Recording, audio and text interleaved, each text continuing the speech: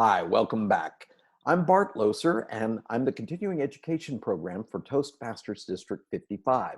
And today we're going to be focusing on the second part of effective evaluation, which is delivering feedback. Previously, we focused on receiving feedback, and here I'm going to offer you some delivery pointers that are going to help you be more effective. And then in the third section, we will focus on the actual Toastmasters evaluation process. Now, some of the delivery pointers to think about is that in Toastmasters, we offer a tell and sell approach. In other words, I'm going to tell you what my opinion is, what I saw, what I observed, and sell you on ideas on how you might improve this to make it even better. Keep in mind, perhaps the most important thing of your evaluation is to do some pre-speech preparation. Meet with your speaker beforehand. Give them a call and find out what the speech is about. You might ask them to send you a copy of the speech so you'll already be familiar with it. Better yet, see if they'll spend some time with you and go over the speech with you, both for timing issues as well as how it flows, and you can actually give them some feedback.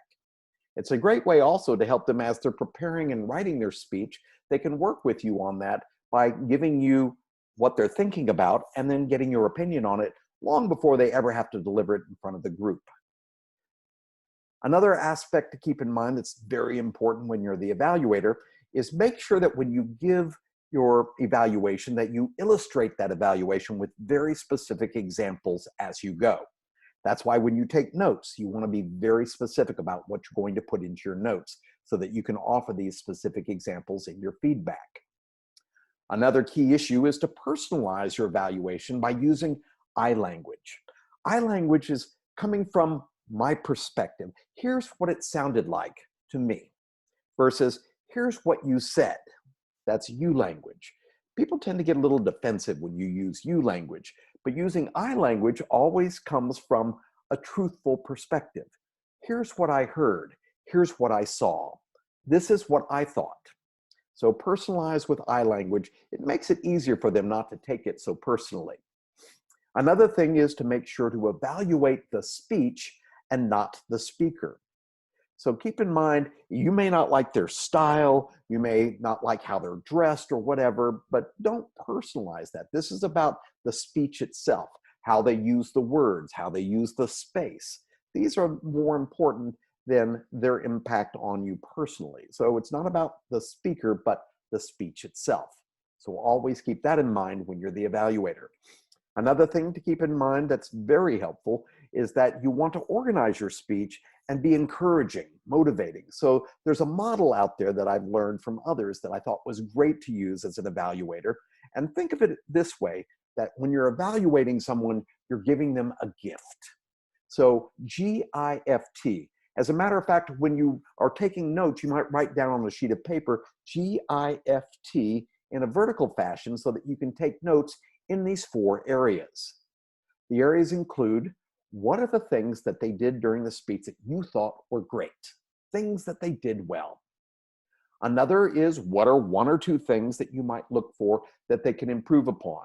There may be other things that you can think of during the speech, but you only want to focus in the actual evaluation speech you give on just 1 or 2 things so that you don't overwhelm them. So choose the things that have the biggest impact that you think they will have if they make these changes.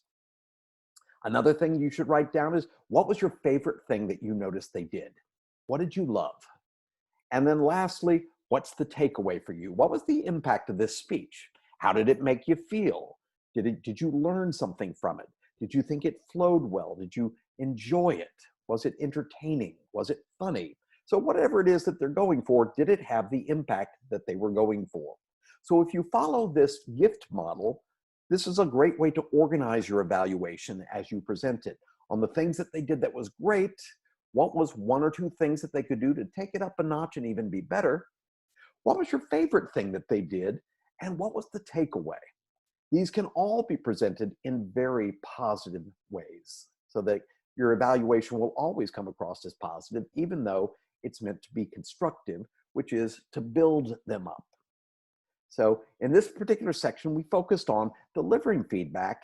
And in the next section, we're going to focus on Toastmasters specific evaluation tools that we use.